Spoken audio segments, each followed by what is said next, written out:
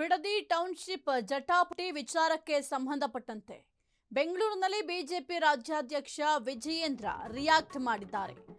Bidadi township ಜಟಾಪಟಿ ವಿಚಾರಕ್ಕೆ ಸಂಬಂಧಪಟ್ಟಂತೆ ಬೆಂಗಳೂರಿನಲ್ಲಿ ಬಿಜೆಪಿ ರಾಜ್ಯಾಧ್ಯಕ್ಷ ವಿಜಯೇಂದ್ರ ಪ್ರತಿಕ್ರಿಯೆ ಕೊಟ್ಟಿದ್ದಾರೆ. ಬಿಜೆಪಿ ರೈತ ಪರ ಇದೆ, ಸರ್ಕಾರ ಒತ್ತಾಯದಿಂದ ಜಮೀನು ಪಡಿತಾ ಇದೆ. ಬಿಡದಿ ಟೌನ್ಶಿಪ್ನಲ್ಲಿ ಸಿಎಂ ಖುದ್ದು ಆಸಕ್ತಿ ಹೊಂದಿದ್ದಾರೆ.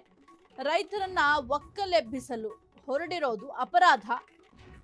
ಟೌನ್ಶಿಪ್ಗೆ ಜಮೀನು ಕೊಡಲ್ಲ ಅಂತ ರೈತರು ಹೇಳ್ತಾ ಇದ್ದಾರೆ. ಟೌನ್ಶಿಪ್ ಯೋಜನೆ ತಡೆಯುವ ಕೆಲಸ ರಾಹುಲ್ ಗಾಂಧಿ ಮಾಡಲಿ.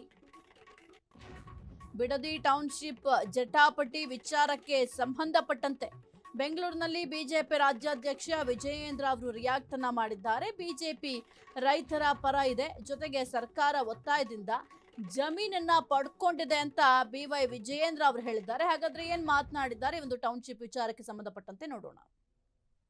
ಜನತಾ ಪಾರ್ಟಿ ನಮ್ಮ ನಿಲುವು ಸ್ಪಷ್ಟವಾಗಿದೆ. ಬಿಡದಿಲಿರ್ತಕ್ಕಂಥ ರೈತರ ಸಮಸ್ಯೆ ಇರ್ಬೋದು, ರಾಜ್ಯದಲ್ಲಿ ಯಾವುದೇ ಎಲ್ಲೇ ರೈತರ ಸಮಸ್ಯೆ ಇದ್ದಾಗೂ ಕೂಡ ಭಾರತೀಯ ಜನತಾ ಪಾರ್ಟಿ ರೈತರ ಪರವಾಗಿರ್ತದೆ. ಹಾಗಾಗಿ ಬಿಡದಿನಲ್ಲೂ ಕೂಡ ಒತ್ತಾಯಪೂರ್ವಕವಾಗಿ ರೈತರ ಜಮೀನನ್ನ ಕಸ್ಕೊಳ್ಳೋದಕ್ಕೆ ರಾಜ್ಯ ಸರ್ಕಾರ ಹೊರಟಿದೆ. ಸ್ವತಃ ಮುಖ್ಯಮಂತ್ರಿಗಳು ಇದ್ರ ಬಗ್ಗೆ ಆಸಕ್ತಿ ವಹಿಸಿರ್ತಕ್ಕಂಥದ್ದು. ಇವತ್ತು ಒಳ್ಳೆ ಆಡಳಿತ ನೀಡ್ತೇವೆ ಅಂತ ಹೇಳಿ ರೈತರನ್ನ ಒಕ್ಕಲೆಬ್ಬಿಸ್ತಕ್ಕಂಥ ಕೆಲಸ ಮಾಡೋದಕ್ಕೆ ಏನು ಸರ್ಕಾರ ಹೊರಟಿದೆ, ಇದು ಅಕ್ಷಮ್ಯ ಅಪರಾಧ.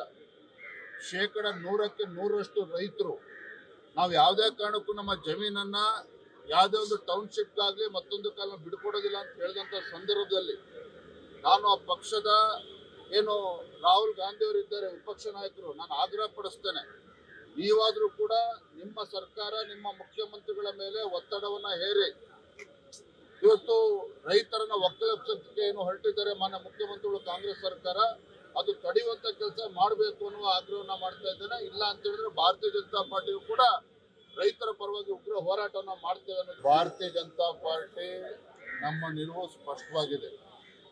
ಬಿಡದಿಲಿರ್ತಕ್ಕಂಥ ರೈತರ ಸಮಸ್ಯೆ ಇರ್ಬೋದು, ರಾಜ್ಯದಲ್ಲಿ ಯಾವುದೇ ಎಲ್ಲೇ ರೈತರ ಸಮಸ್ಯೆ ಇದ್ದಾಗೂ ಕೂಡ ಭಾರತೀಯ ಜನತಾ ಪಾರ್ಟಿ ರೈತರ ಪರವಾಗಿರ್ತದೆ. ಹಾಗಾಗಿ ಬಿಡದಿನಲ್ಲೂ ಕೂಡ ಒತ್ತಾಯಪೂರ್ವಕವಾಗಿ